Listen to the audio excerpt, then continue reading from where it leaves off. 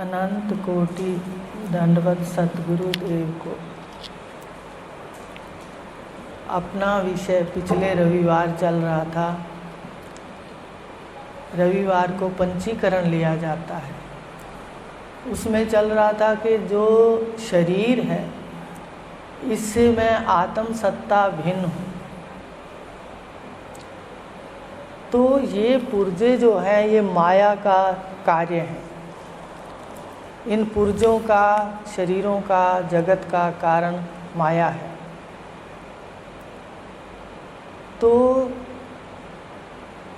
42 पुर्जे जागृत अवस्था में बताए थे। अध्यात्म, अधिभूत और आदिदेव ये कार्य करते हैं। अब ये मनन करके आना कि ये कार्य करते हैं, तुम इसमें क्या करते हो, अगली बार पूछूंगी। दूसरा बताया था कि 3 गुण के सारे पुर्जे हैं, सात्विक, राजसी और तामसी। सात्विक के 2 पंचक हैं, ज्ञानेंद्रिय पंचक, ज्ञानेंद्रियां और अंतःकरण बताया था ऐसे। अब उसको शास्त्रीय भाषा में ले लो। सात्विक के 2 पंचक हैं, ज्ञानेंद्रिय पंचक और अंतःकरण पंचक, सतोगुण। सतोगुण से ग्रहण होता है। जैसे शीशे में, शीशा पृथ्वी में सतोगुण का अंश है, उसमें भी ग्रहण होता है। तो ज्ञान इंद्रियां और अंतःकरण, इनसे ग्रहण होता है, ये सात्विक हैं। ये 2 पंचक हैं। अब 2 पंचक कर्म इंद्रियों के हैं, 2 पंचक रजोगुण के हैं, कर्म इंद्रिय पंचक और प्राण पंचक।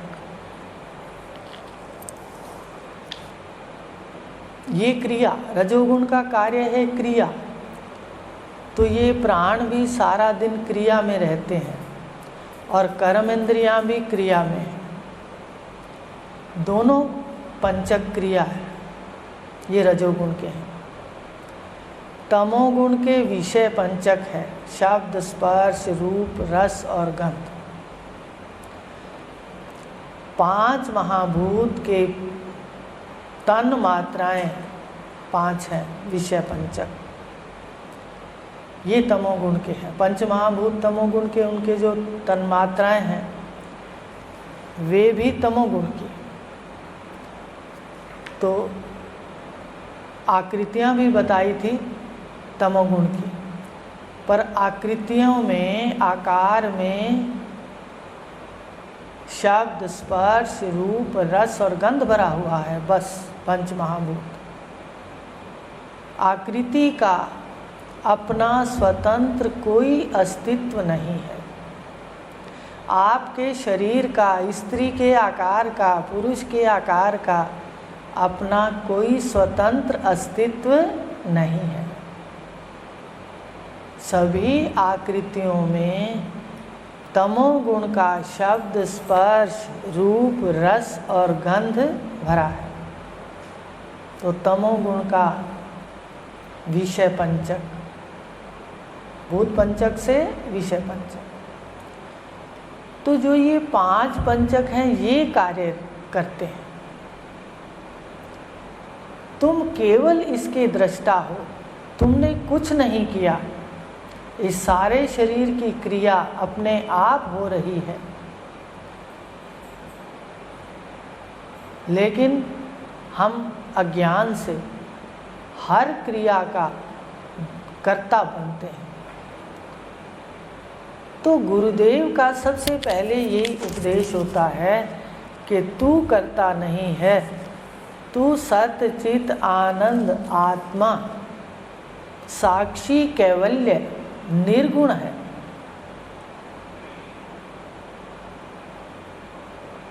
और मंत्र भी बोलते हो प्रार्थना वाला, जीवो शिवा शिवा जीवो सा जीव केवला शिवा। जीव तो केवल शिव स्वरूप है, आत्मा है, तुम केवल साक्षी हो। इन 5 पंचकों के कार्य के अंदर तुम्हारा करना है ही नहीं, तुम केवल साक्षी हो। ज्ञानेंद्रिय पंचक के भी साक्षी हो, अंतःकरण पंचक के भी साक्षी हो। मन के, बुद्धि के, चित्त के, अहंकार के साक्षी रहा करो। कार्य सब हों पर दो मैं से हों। एक मैं कर रही है और एक मैं देख रही। ये तत्व ज्ञान सिखाता है। तो अब यहाँ प्रश्न उठेगा, फिर कर्ता कौन है? कर्ता कौन है? भोक्ता कौन है? मैं असंग हूँ, मैं साक्षी हूँ। तो इन 5 पंचक में से जो ज्ञान इंद्रिय पंचक के साथ या कर्म इंद्रिय के साथ या जितने भी पंचक हैं उनके साथ साधारण रूप से लगा हुआ है, वो अंतःकरण पंचक है। मन, बुद्धि, चित्त और अहंकार। हृदय आकाश इसका 5वां तत्व माना जाता है। हृदय आकाश में मन उठता है, दिखता है हमें, बुद्धि उठती है, भाव उठते हैं, निश्चय के दिखते हैं, चिंतन उठता है, चिंता उठती है चित्त से, वह भी दिखती है। अहंकार भी हमारे घर आता है और जाता है, वह भी दिखता है। दिखता है, मन दिखता है, क्या कह रहा है, बुद्धि दिखती है, क्या कह रही है, चित्त क्या कर रहा है, ये भी दिखता है। अहंकार कहाँ है, आया है या नहीं आया, वो भी दिखता है। तो ये जो 5 हैं, हृदय आकाश में जो 4 हैं, ये मन करता है। करता है मन, किसी से लगाव रखता है, किसी से दुराव छिपाव रखता है।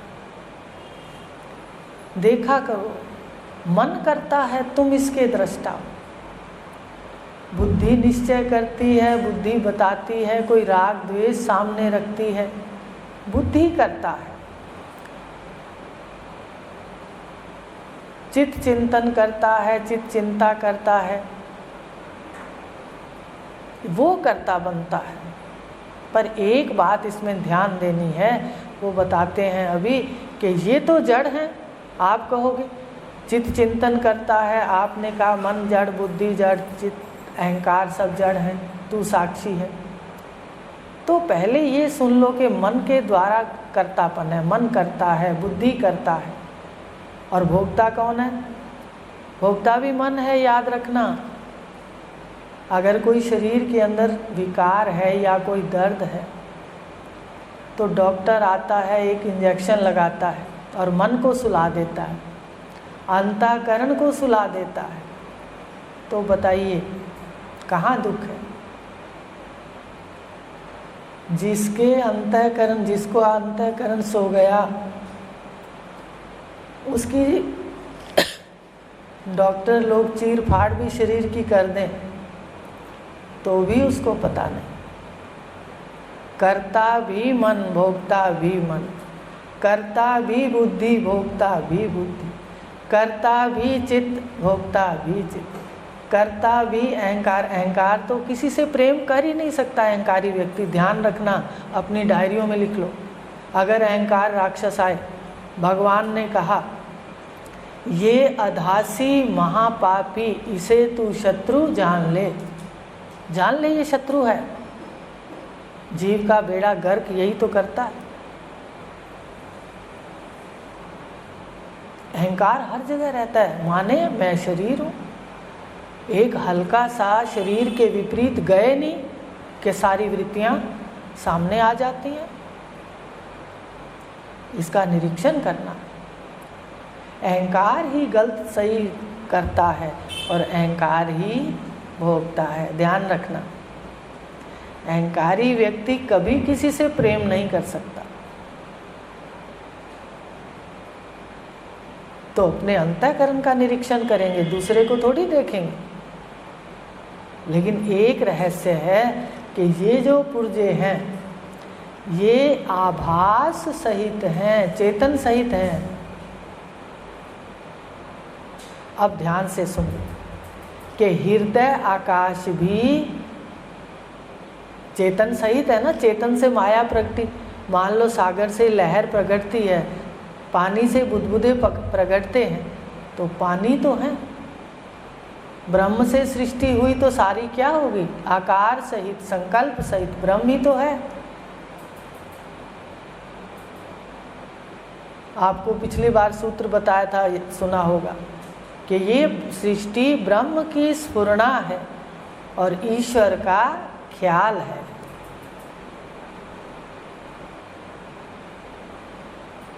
तो आभास सहित, चेतन सहित हृदयाकाश है, चेतन सहित मन है, ठीक है। तो भोक्ता भी कौन है? मनोदेव भोक्ता है, चेतन सहित मन भोक्ता है, चेतन सहित बुद्धि करता है, चेतन सहित मन बुद्धि भोक्ता है। साभास अंतःकरण, मन बुद्धि चित्त अहंकार बता दिया कि कर्ता भी है और भोक्ता भी है। तो साभास अंतःकरण, आभास सहित अंतःकरण करता है और आभास सहित अंतःकरण भोगता है। देखो स्पष्ट याद करके आना, ठीक है। मेरे विचार से आज जितने भी लगभग बैठे हैं वो टीचर हैं, तो आप बताओ, आपके जो जिसको पढ़ाते हो और वो आपकी विद्या को ऐसे इधर उधर रख दें, आपको अच्छा नहीं लगेगा।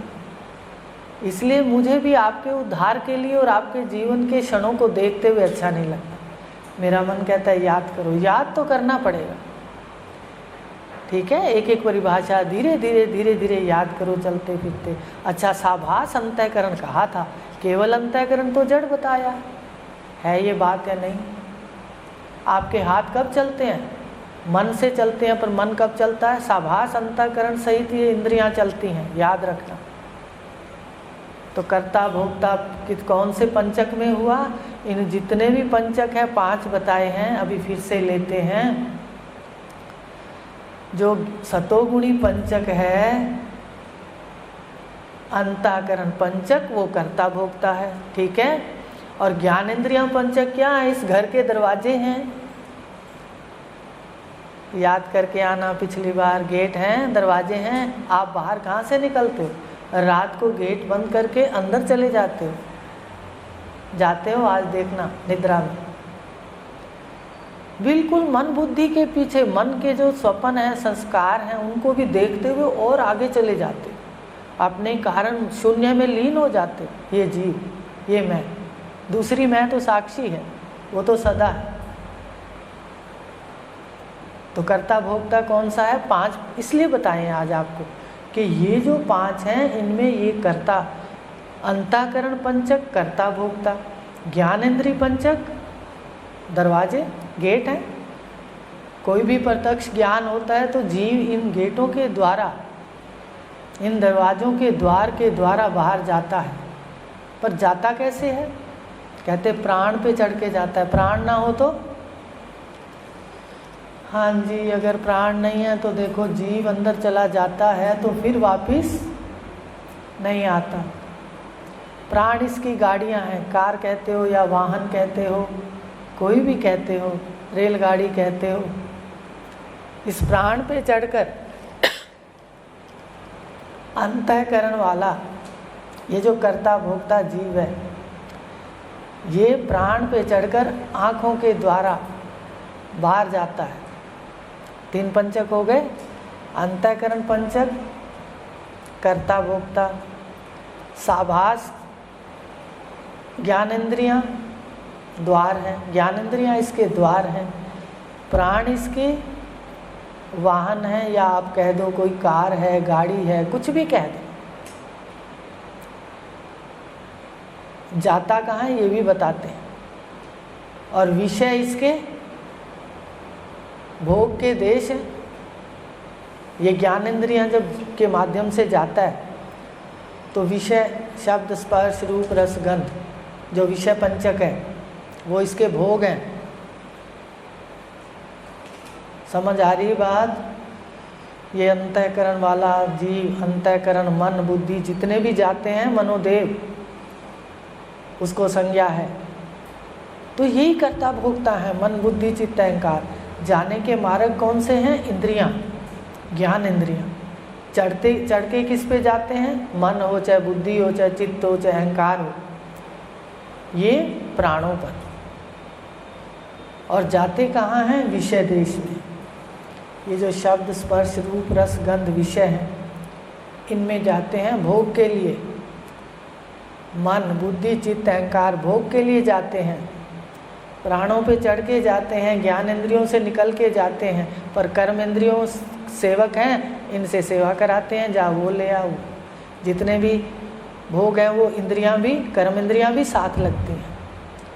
मान लो चाय पीनी है तो हाथ से कप को उठाना पड़ेगा, चाय को बनाना पड़ेगा। ठीक है? तो ये जो 5 पंचक कार्य इनके द्वारा हो रहा है, और कर्ता भोक्ता भी 5 पंचक में है, वो आपको बता दें। फिर से जाते हुए सुन लो। ज्ञान इंद्रिय पंचक कर्ता भोक्ता नहीं, अंतःकरण पंचक कर्ता भोक्ता, ज्ञान इंद्रिय पंचक इसके द्वार जाने के,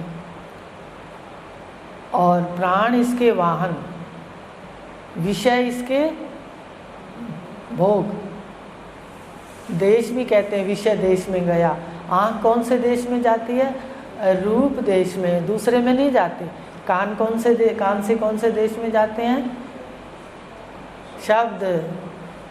जीवा से रस। देखते जाओ कैसे ऑटोमेटिक क्षणिक कार्य हो रहे हैं। बोलने में तो इतनी देर लग रही है कि पंचीकरण हुआ, पंचभूत हुए, ये तो एक को हम बहुश्याम ऐसे तत्काल हुआ। और जो कर्म इंद्रिय पंचक हैं ये सेवक हैं। तो ये 5 पंचक कार्य कर रहे हैं और तुम इसको देख रहे हो। तुम इसमें क्या कर रहे हो? साक्षी को कह रही हो। जो प्रकाशक है अंतःकरण का उसको कह रहे हैं। वही जीव रूप से बैठा है, वही अब विश्व रूप से बैठा है आँखों में, उसको उपदेश हो रहा है कि देखो तुम क्या कर रहे हो। तुम अपने घर चले जाते हो तो आप प्रकाशक हो, तुम केवल देखते हो। सारे कार्य इन पुर्जों के द्वारा है। सत्ता आपकी है और क्रिया यंत्रों में है। जैसे सत्ता बिजली की है और क्रिया कोई प्रेस है, कोई स्पीकर है, देखो अब आप देख रहे हो, कोई माइक है, कोई घर में हीटर है, कोई फ्रिज है। सत्ता एक है पर आगे कार्य उसके अनेक हैं। ऐसे चेतन सत्ता एक है पर उसका जो ये अनेक रूप है ये उसका विवर्त है। जैसे स्वर्ण में आभूषण है, सर्वत्र ब्रह्म ही, लेकिन आकारों से भिन्न भासता। आकारों के कारण भ्रांति है, लेकिन आँखों में सबके वही बैठा है। देखना और जानना आत्मा का है, आपका है। आप केवल साक्षी हो, केवल प्रकाश स्वरूप हो, ज्ञान स्वरूप हो, शुद्ध ज्ञान हो, केवल ज्ञान। ज्ञान भी तो बुद्धि सहित है। आँख में भी ज्ञान, ऐसे सब जगह से ज्ञान होता है जो ज्ञान इंद्रियों से हम यही समझ लेते हैं कि ये ज्ञान स्वरूप है। ज्ञान स्वरूप केवल आप हो। ये खोलते जाते हो सवेरे यंत्र और इसमें बैठ करके सारे कार्य होते हैं आपकी सत्ता से, कार्य यंत्रों में। तो आज हम देख लिया कि कर्ता भोक्ता अंतःकरण पंचक, जीव अंतःकरण। फिर अगली बार बताएंगे दूसरी प्रक्रिया।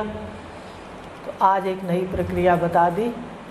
पिछली बताई थी ना कि सतोगुण के कौन से पुर्जे हैं, रजोगुण के कौन से याद करके आना, तमोगुण के कौन से। आज बता दिया कि इनमें जो 5 पंचक हैं वो सात्विक, राजसी और तामसिक, वो कैसे शरीर में उनके द्वारा व्यवहार हो रहा है। सबसे सियाना वही है, भगवान गीता में कह रहे हैं। जिस काम के लिए आया था, जो कर गया, वो चतुर है, दक्ष है। भगवान ने कहा सुचि दक्ष, वो पवित्र भी है। जिसको ज्ञान हो जाएगा उसका अंतःकरण पवित्र हो जाएगा, अहंकार उसका लय हो जाएगा। अहंकार और इन विषयों की जो वासनाएं हैं इनका क्षय करना ही तो सुषुप्ति है। जगत से सुषुप्त होना क्या है? दूसरे अध्याय में भगवान कह रहे हैं या निशा सर्वभूतानां तस्याम जागृति संयमी। कौन सी रात है? विषयों को सुला दो, वासनाओं को सुला दो ज्ञान से, और अहंकार को बिठा दो, बस यही सुषुप्ति है। सुनना तो आसान है, कहना भी आसान है, पर स्थिति के लिए परम पुरुषार्थ है। हरिओम शांति शांति।